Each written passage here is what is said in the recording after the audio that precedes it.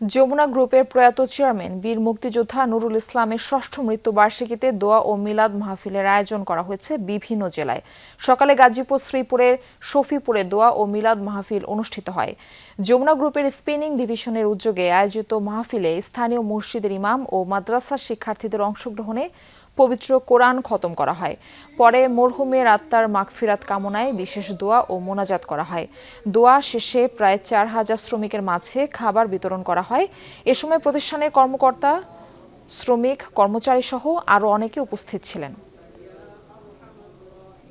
দুপুরে ঢাকার নবাবগঞ্জ উপজেলার বর্ধনপাড়ায় নবাবগঞ্জের কৃতি সন্তান বীর মুক্তিযোদ্ধা নুরুল ইসলামের ষষ্ঠ মৃত্যুবার্ষিকী পালিত হয়েছে। পরে যমুনা গ্রুপের নবাবগঞ্জ কার্যালয়ে মিলাদ ও দোয়া মাহফিল অনুষ্ঠিত হয়। এ সময় মরহুমের রুহের মাগফিরাত কামনায় বিশেষ দোয়া করা হয়। পরে অসহায় মানুষের মাঝে খাবার বিতরণ করা হয়। নাটোরের হুগলবাড়িয়া এলাকায় যমুনা ডিস্ট্রিলারি কারখানায় দোয়া মাহফিল অনুষ্ঠিত হয়।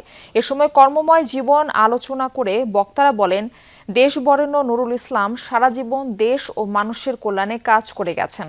তার জন্য বাংলাদেশের অনেক মানুষের কর্মসংস্থান হয়েছে।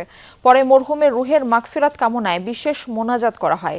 এ সময় নাটোর সুগার মিলের ব্যবস্থাপনা পরিচালক, যমুনা ডিস্ট্রিলারি টেকনিক্যাল পরিচালক সহ বিভিন্ন কর্মকর্তা, কর্মচারীরা উপস্থিত ছিলেন।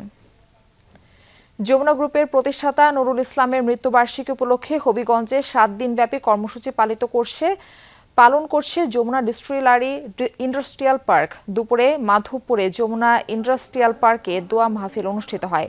কর্মে কৌলিন্যে অনন্য এক জীবন, এই প্রতিপাদ্যে সকল কর্মকর্তা, কর্মচারী কালো ব্যাজ ধারণ করেন। এ সময় পবিত্র কোরআন খতম ও বিশেষ মোনাজাত করা হয়।